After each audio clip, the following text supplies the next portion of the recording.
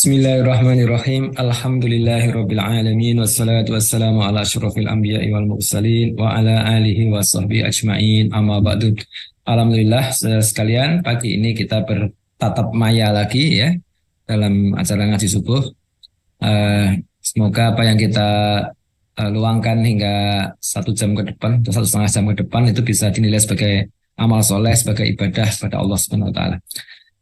Jamaah sekalian, pagi ini kita membahas tentang UFO dan dunia misteri ya. Ini mungkin sesuatu yang ya agak agak unik ya, agak beda dengan biasanya. Punya dengan Islam apa ini? Ya, baik, saya akan langsung share screen ya.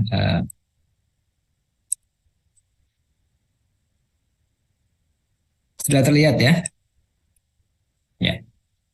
Jadi ini mengapa saya angkat ya? Karena beberapa ya bulan yang lalu ya. Oh, belum ada sebulan. Tanggal 26 Juli itu ada sosok bernama David Grush ya.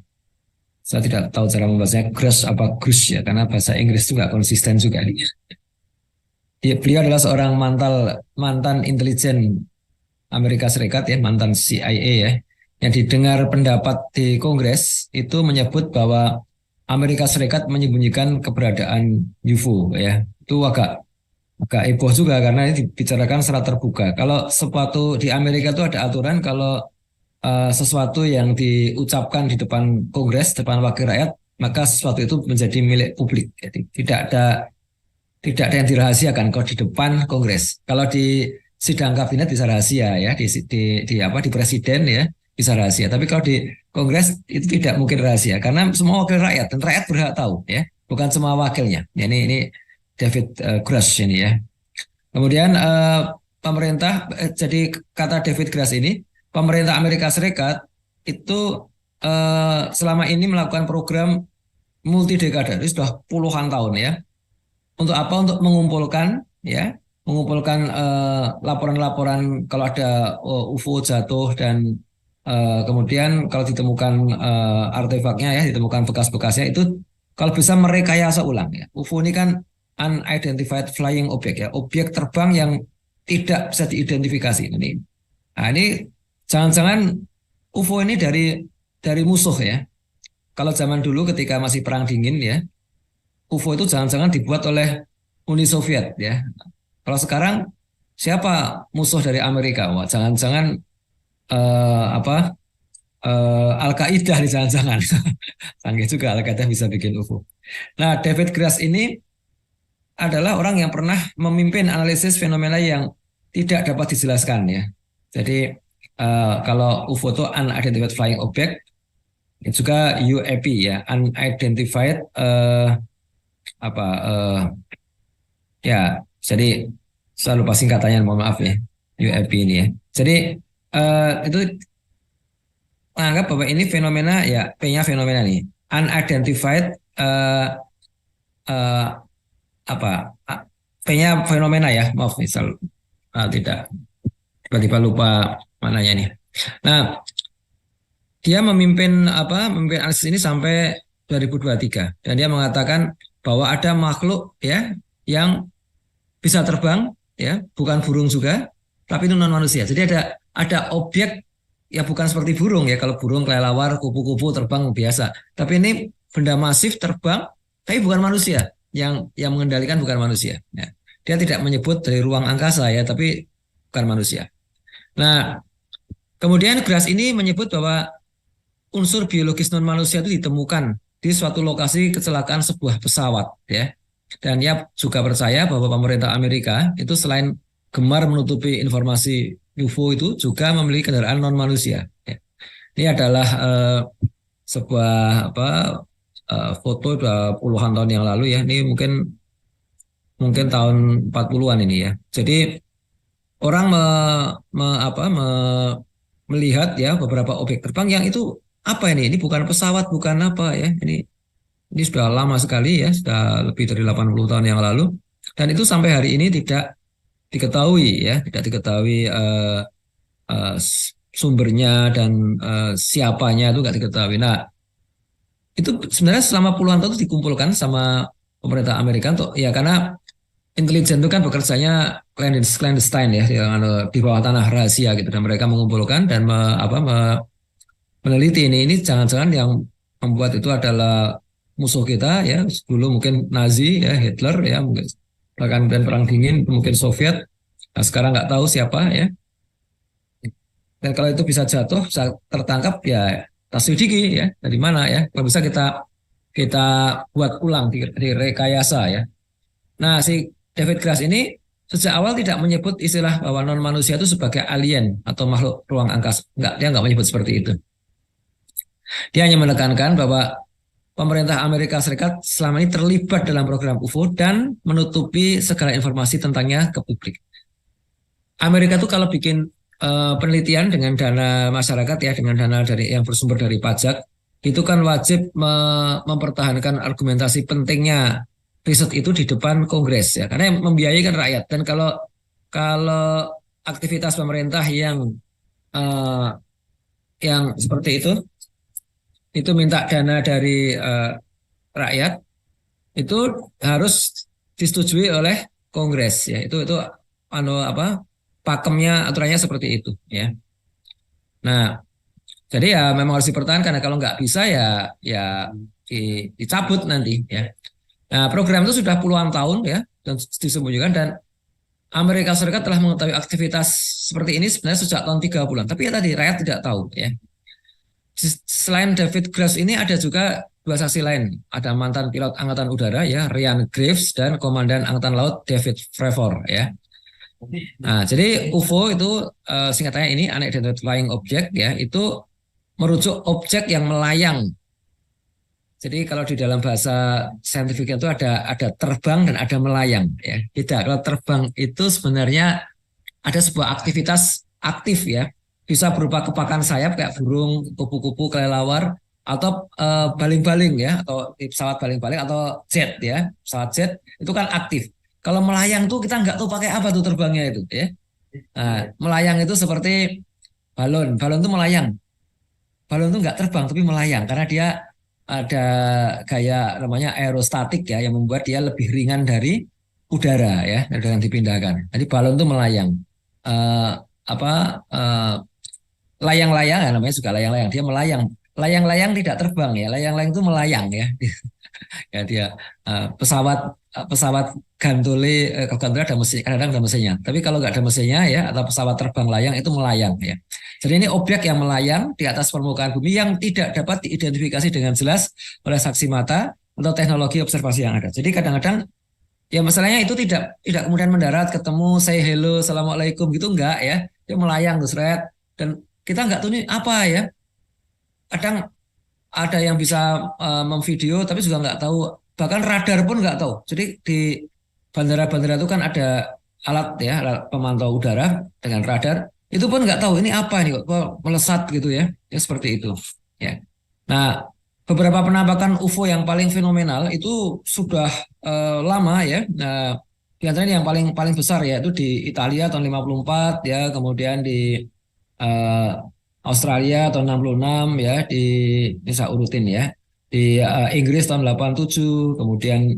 di 80 dan 87 kemudian di Zimbabwe tahun 94 ini yang besar-besar ya di Amerika tahun 97 dan 2006 ini yang besar-besar ya nah UFO ini tidak selalu berarti benda atau pesawat dari makhluk luar angkasa ya jadi ternyata setelah dikumpulkan ya dipelajari ditelisik segala aspek sebagian besar UFO itu bisa dijelaskan jadi sudah nggak lagi UFO ya karena bisa dijelaskan ya ada yang sebenarnya dia adalah jadi orang kan dapat fotonya ya nah ketika foto itu ditulis nah ini video game ternyata persis seperti ada sebuah video game yang mungkin beredarnya tidak terlalu luas ya atau ternyata awan ya ini kalau yang anu kan kayak ini video game ternyata ini ya kemudian ada lagi awan ya. Ini di Sumatera Barat nih. Ini kayak UFO nih ya. Ternyata ini awan. Awan bisa seperti ini. Saya punya beberapa foto yang lain. Bahkan saya pernah motret sendiri pernah juga. Mas saya nggak sempat nyarinya kembali. Jadi di atas Gunung Sumbing ya di perbatasan Magelang dan Temanggung itu pernah ada awan besar sekali gitu. Bentuknya lingkaran gitu ya. wah ini kayak UFO nih. Bukan UFO ya. Setelah siang ya hilang, udah. Dia nggak melayang dengan apa, nggak tiba-tiba melesat itu enggak ya. Dan nggak ada sinar keluar dari dia gitu kan. Nah ini, nah, kemudian ada juga seperti ini ya, kelihatan nggak? Ya ini ada segitiga titik ini. Ini ternyata drone ya. Drone bisa dibuat seperti itu dan ya dengan sudut pandang tertentu. Ini jadi yang mengedarkan foto ini sengaja nih dia bikin drone eh, dan maaf, yang mengedarkan mungkin nggak tahu ya. Jadi ada orang main drone cukup besar dan ya orang yang nggak tahu mengira wah, udah UFO nih begitu ya. Bisa juga dia balon udara, bisa pecahan roket. Pernah juga saya waktu masih belajar astronomi ya itu eh, ada ada apa belakangan tuh kita jadi tahu oh itu tuh ISS ya. ISS itu satelit bumi yang dipakai untuk lab ya di orbit.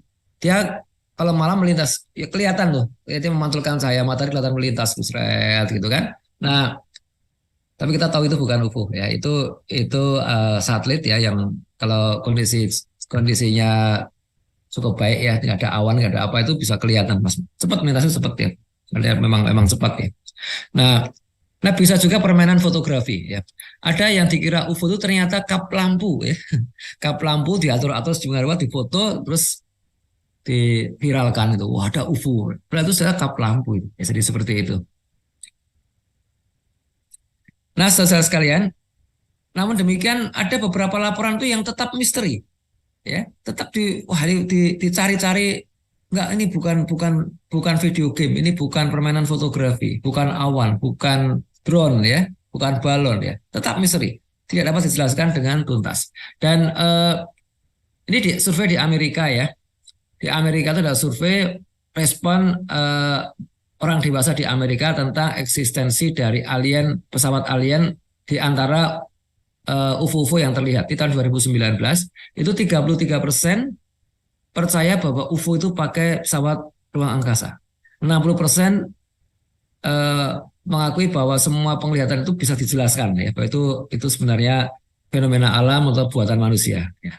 Selebihnya adalah tanpa pendapat. Jadi ada sekitar 33% yang belum di ini. Nah, 33% di Amerika di survei tahun 2019 itu menduga bahwa itu dari ruang angkasa. Yang paling masuk akal bagi mereka itu ya. Dan investigasi UFO itu dilakukan di berbagai lembaga pemerintah ya. Kalau di Amerika ya di NASA ya. Di Indonesia itu ada juga ya. Di Indonesia setahu saya dulu ada 8 ya dan sekarang bergabung dengan BRIN itu sepertinya tidak ada yang meneliti tentang UFO ya. Atau mungkin saya belum mendengar ya. Tapi setahu saya nggak ada. Tapi kalau di Amerika ada, tapi rahasia tadi karena mungkin di Kongres nggak disetujui. Tapi yang jelas ya, kalau NGO ya, lembaga swadaya masyarakat itu banyak. Di Indonesia ada tuh masyarakat UFO Indonesia ya, yang memang itu pemburu UFO ya, hobi aja ya, hobi. Sama seperti hobi bikers ya atau hobi panahan gitu. Mereka hobinya memburu laporan UFO, dicari, diwawancari, difoto dan sebagainya ya. Bahkan kadang-kadang ada yang keluar negeri juga. Nah, cuma sehingga hari ini tidak ada bukti ilmiah yang meyakinkan bahwa eh, ada keberadaan makhluk luar angkasa atau teknologi canggih di balik laporan UFO tersebut. Ya. Jadi yang disebut bukti ilmiah yang meyakinkan itu bukti yang bisa dipelajari orang lain atau bahkan bisa diulangi orang lain. Nah itu nggak ada. Jadi kalau orang bilang ini ada sampel ini ya datang ya, kadang-kadang memang dicoba kita tanya boleh nggak ini saya bawa ke lab untuk saya ronsen ya, dites sinar ronsen, dites logamnya apa, kalau itu logam ya itu nggak boleh ya.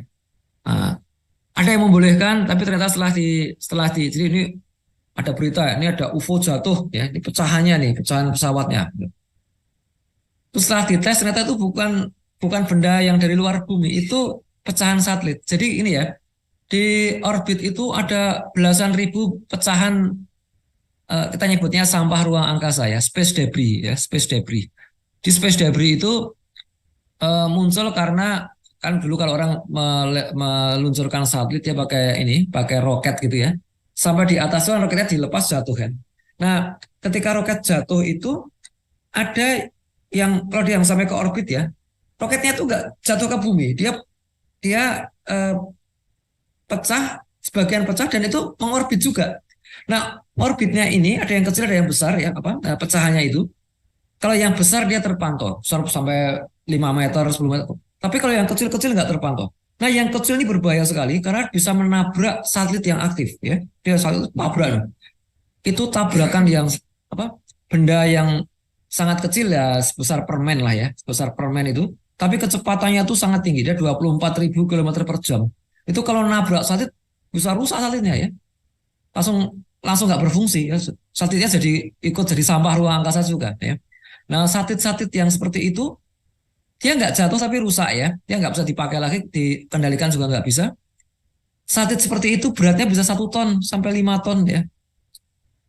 Nah, satelit yang seperti itu akhirnya kalau yang dia karena nggak bisa dikendalikan, pada satu ketika dia akan jatuh juga ya, jatuh karena tertarik gravitasi dia nggak bisa dikoreksi lagi ya.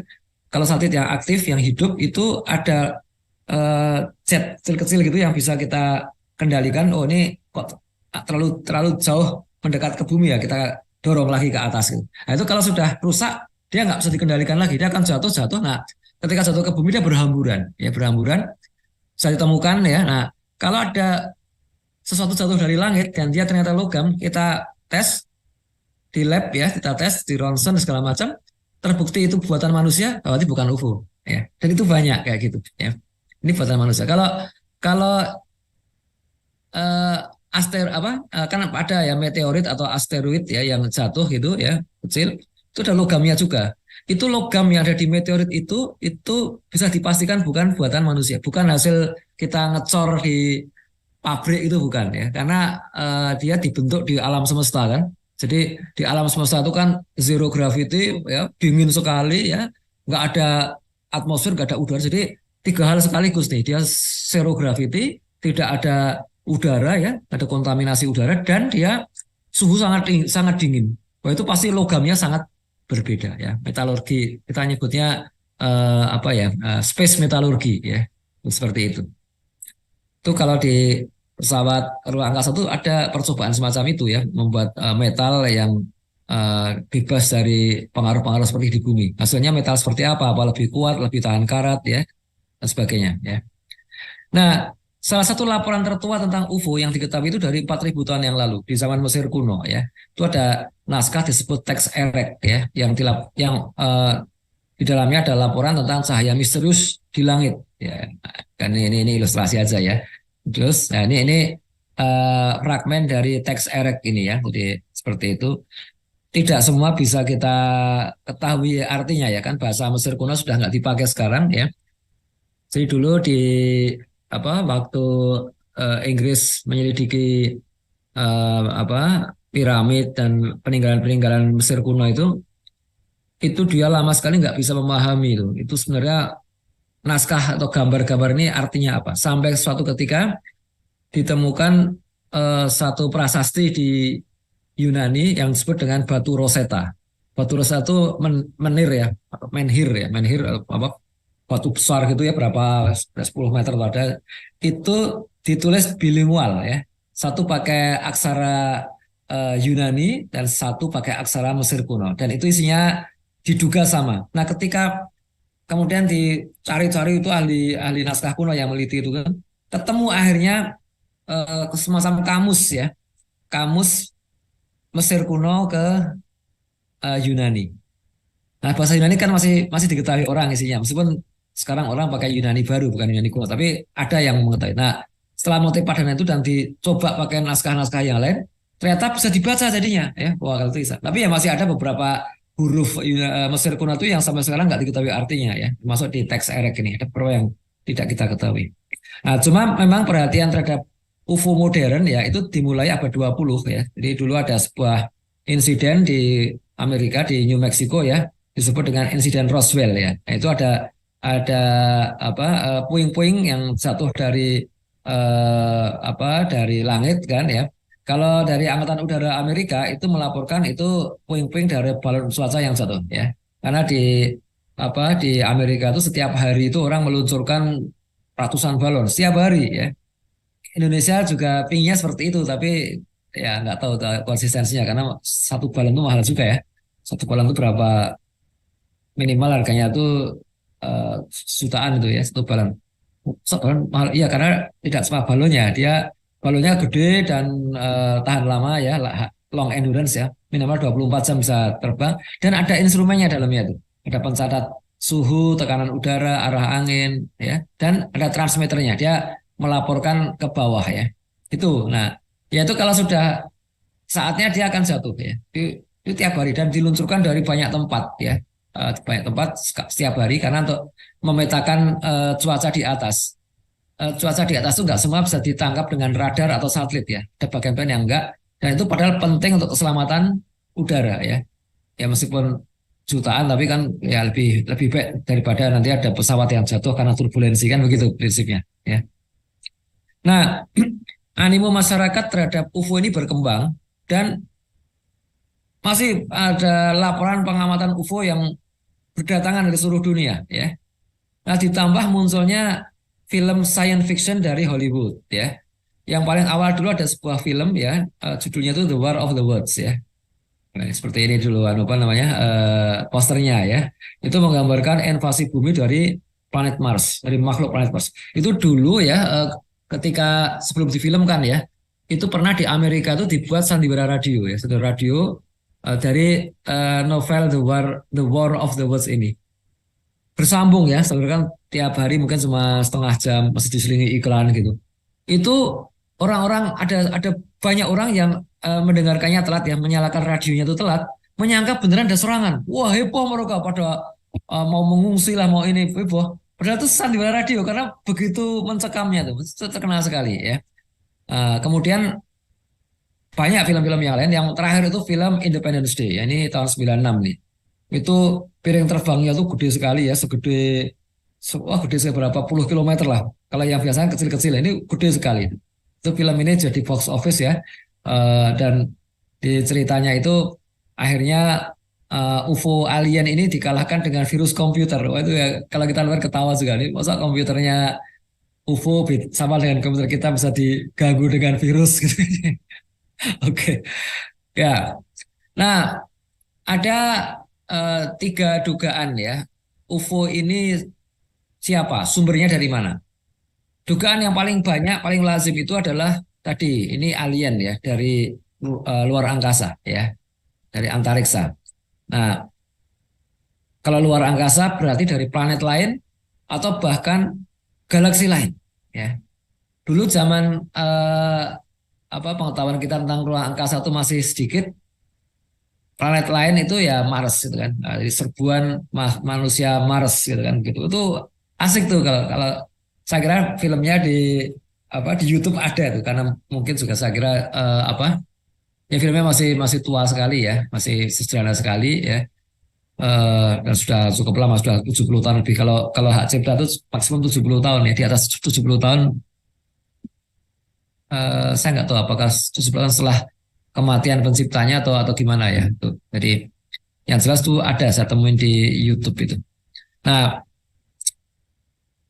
cuma kalau dari planet lain itu terhambat dengan jarak yang ternyata sangat jauh ya.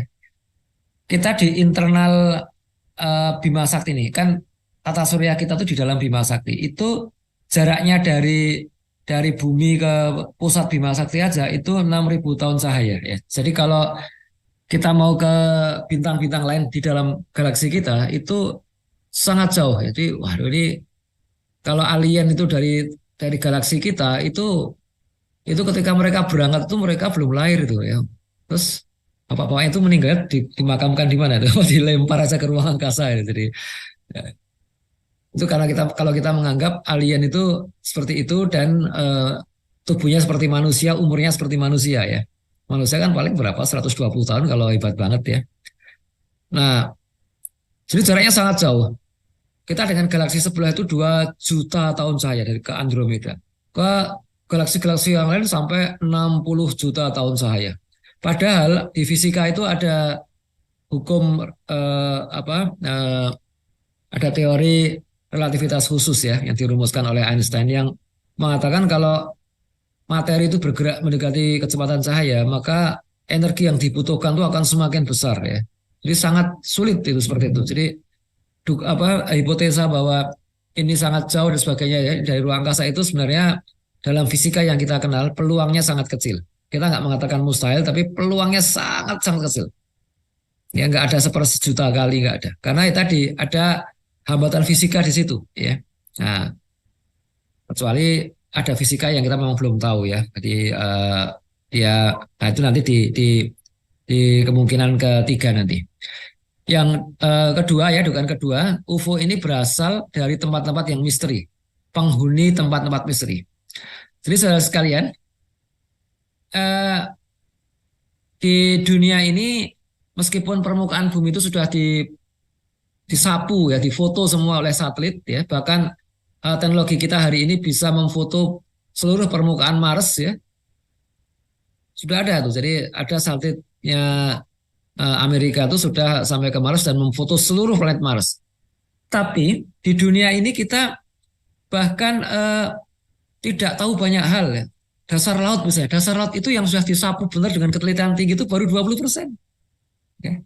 Dalam bumi, wah itu lebih minim lagi karena sangat sulit kita mengetahui dalam bumi itu. Ya, kita hanya bisa mengebor tanah itu paling jauh itu 13 kilometer. Ya, itu rekor itu. Ya. Padahal tebalnya apa jari-jari bumi itu dari inti bumi sampai permukaan tanah itu 6.380 kilometer. Jadi kita seper berapanya itu ya? Seper seribunya ya, mungkin ya. Atau seper 500-nya aja yang bisa kita bor. Kita nggak tahu dalam bumi itu ada apa, nggak tahu kita.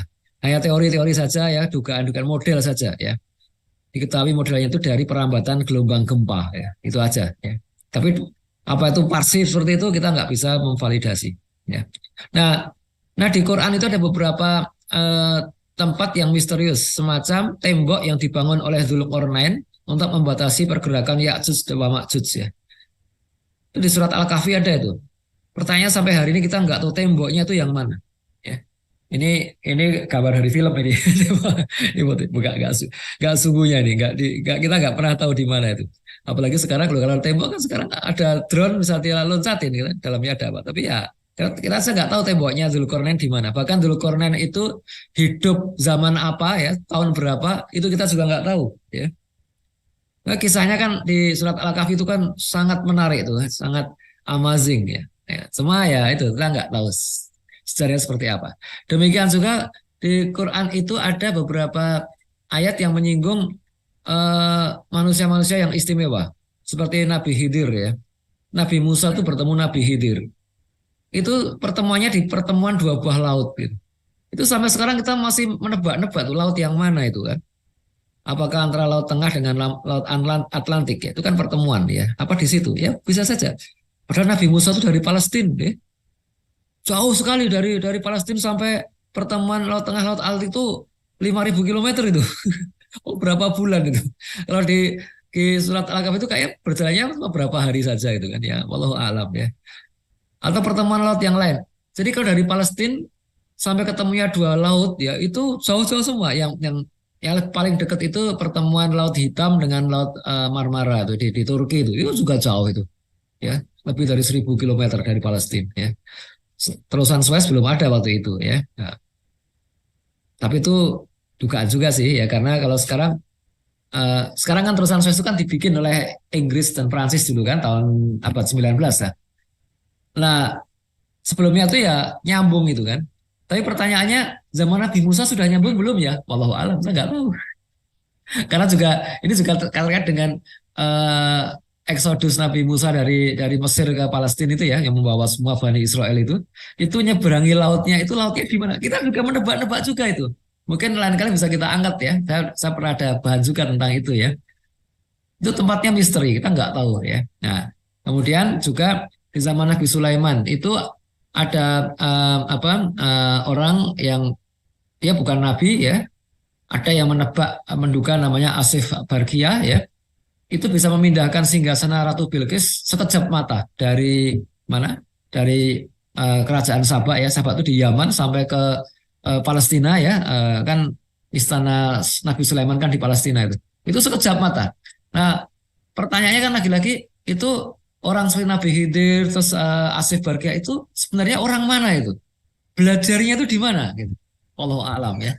Jangan-jangan mereka bukan bagian dari dunia yang kita kenal ini, ya, dunia yang misteri itu, ya. Ya. Soalnya Asif Barga itu lebih kuat dari jin terkuat, ya, gitu. Nah, ini kan ada bukunya teka-teki Nabi Khidir, ya, ini Zuluk Ornain, ya, ini Asif Bargia ini, ya, diindahkan segala sesuatu. Jadi kita bertanya-tanya kalau mereka dari sebuah tempat yang khusus, ya, tempat itu masih ada apa enggak? Masih ada penghuninya apa enggak? Jangan-jangan penghuninya inilah yang membuat UFO ini, ya, tanpa maksud buruk, ya, itu. Jadi ini amazing, ya, kita bicara seperti ini, ya. Jadi kalau tadi saya katakan dunia sudah dipetakan semua, tapi ada bagian-bagian yang kita nggak tahu, ya, kayak di perut bumi, ya, di dasar laut itu 80% unexplored, ya, kita nggak tahu dalam dalam air itu ada apa saja. Dan itu memang laut itu kan berlapis-lapis gitu kan, ya. Jadi kapal selam itu paling cuma 600 meter aja tuh. Kapal selam yang sangat kuat, ya, kapal selam nuklirnya Amerika, ya. Padahal laut ada yang sampai 13 kilometer, ya, 13.000 meter, ya. Sedangkan kapal selam hanya sampai 600 meter. Ada sih kapal selam khusus, ya, untuk apa? Untuk sampai 4.000 meter yang kemarin kayak yang di apa? Yang ada orang yang pengen melihat Titanic gitu, ya. Tapi kemudian dia meledak, ya. Implosif, ya, dia nggak perhitungan, tekanan airnya sangat besar, dia remuk gitu. Di dalam air itu remuk. Ya. Tapi intinya kedalaman laut itu kita nggak tahu. Jadi kalau ada orang bilang nih ada benua yang hilang, ya, namanya Atlantis, itu juga kita hanya bisa menjawab, ya, wallahu a'lam bishawab, ya, kita nggak tahu di mana di di dunia ini. Tentang dunia yang hilang, ya, itu ada sekitar 30 cerita rakyat, ya, 30 mitos, ya, atau legenda, 30 legenda. Salah satu legenda yang tentang Atlantis itu adalah di Quran tentang kaum Ad, ya. Kaum Ad itu di mana? Wallahu a'lam, ya. Nah, jadi eh, kalau di Yunani, yaitu yang cerita tentang adanya Atlas itu kan Plato, ya. Plato mengutip dari Solon, ya, dari seorang filosof yang lain. Jadi ada tempat yang sangat hebat, sangat indah, sangat adil makmur, namanya Atlantis, dan suatu hari tempat itu hilang, ya. Nah, hilang itu kemudian dengan nambahin itu karena tenggelam, atau dia ditarik ke dasar bumi, ya. Nah, ada juga orang dari peneliti dari Brazil itu berteori Atlantis itu di Nusantara ini, di Indonesia dia.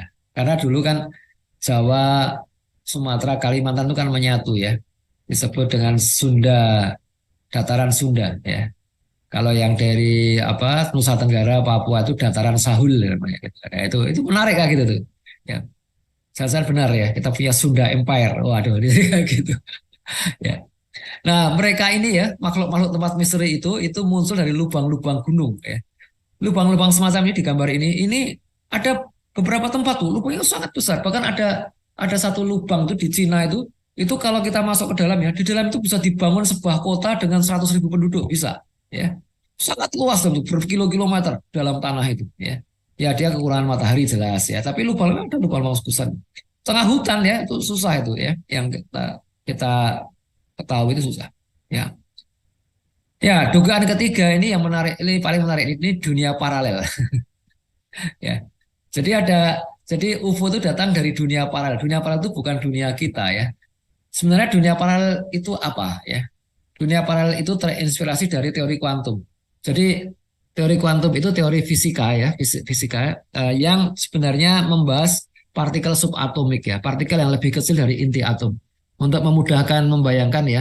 Jadi kalau eh, kita punya karbon, ya, partikel karbon itu arang gitu, ya. Arang itu kalau eh, dia kan C aja tuh kan, C itu beratnya 12.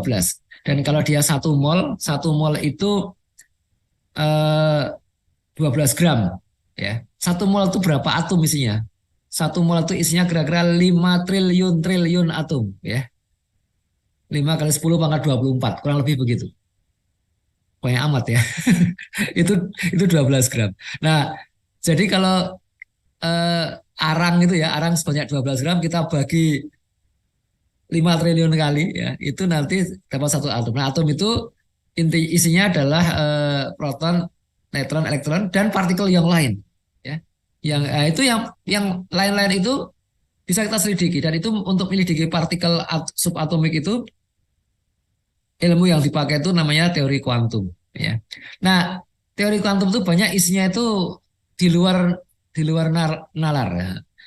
Anak-anak generasi Z bilangnya di luar nurul, di luar nurul, ya, di luar nalar.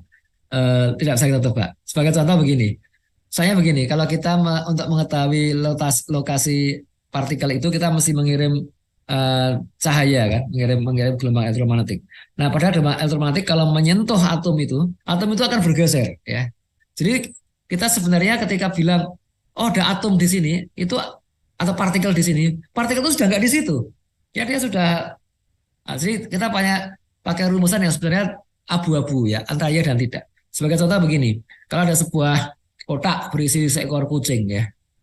Nah, kemudian kucing itu di dalam kotak itu sekian jam gitu kan, atau bahkan mungkin sekian hari.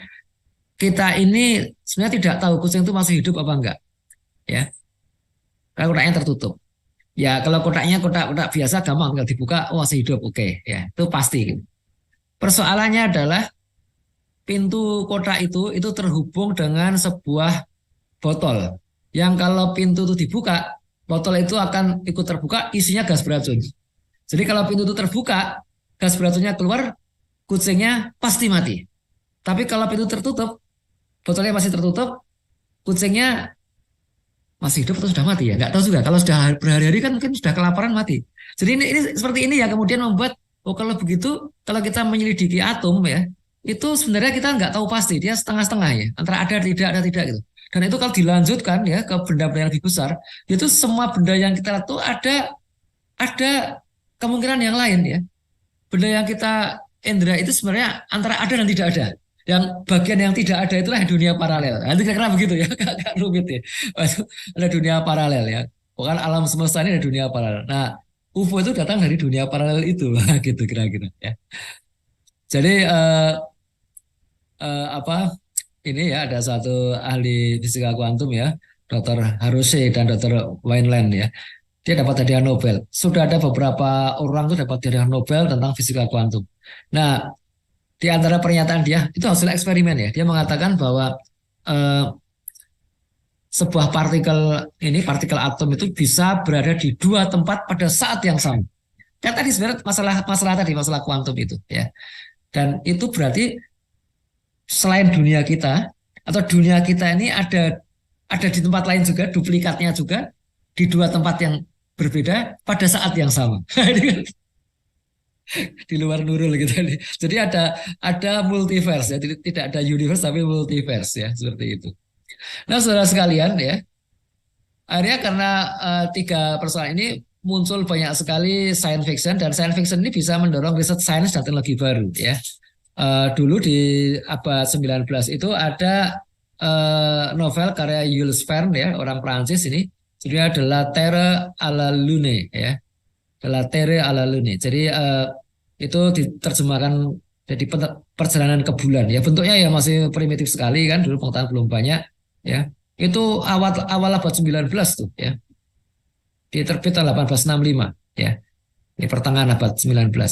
Wah, ini ternyata kemudian mendorong penelitian yang lain kan, penelitian saya semakin hari itu semakin cepat ya, dari science fiction ke riset beneran itu semakin cepat ya perpindahannya. Jadi apa yang dilakukan oleh Jules Verne itu kemudian menginspirasi orang program-program Apollo misalnya kan ya.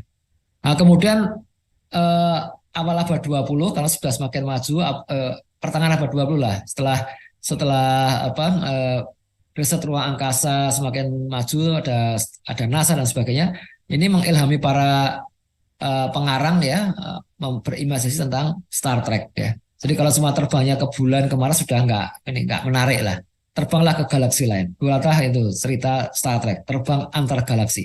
Nah, terus tadi kan ada pertanyaan, kan sangat jauh. Nah, akhirnya mereka ngarang aja. Ada teknologi warp ya. Warp itu tembus ruang waktu. Jadi jarak yang jutaan tahun cahaya itu cukup beberapa hari saja.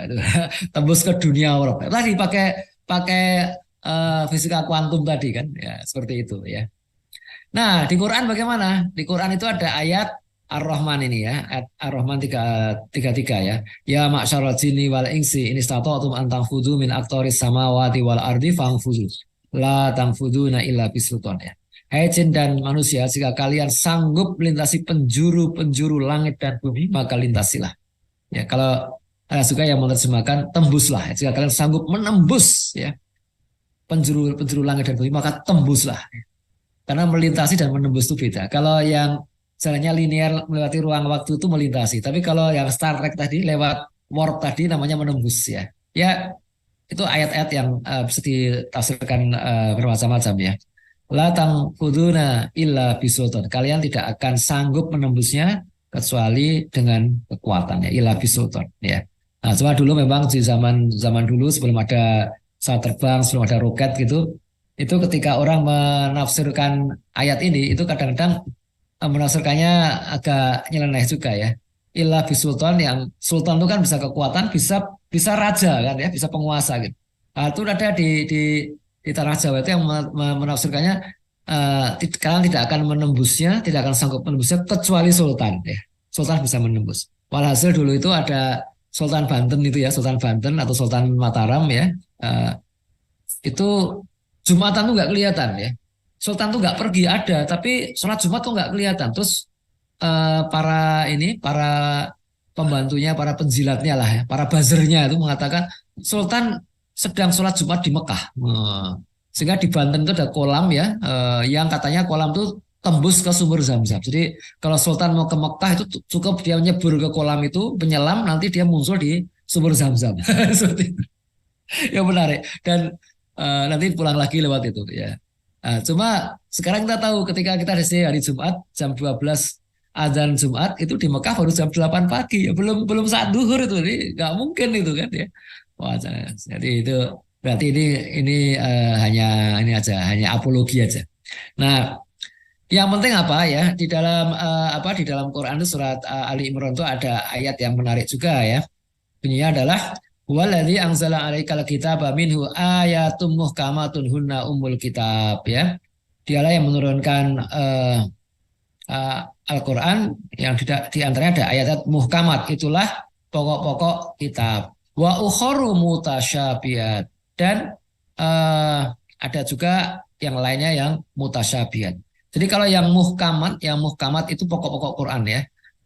Itulah pokok-pokok kitab ya, itulah hukum ya. Muhkam, muhkam itu harus jelas, hukum itu harus jelas, hukum itu nggak boleh abu-abu ya. Tetapi ada ayat-ayat yang multitafsir memang. Ya, nah, terus sikap kita gimana ya? Fa'amal ladzina fi qulubihim zayghun fayattabi'una ma tasyabaha min hubtigha al-fitnah wabtigha at-ta'wili.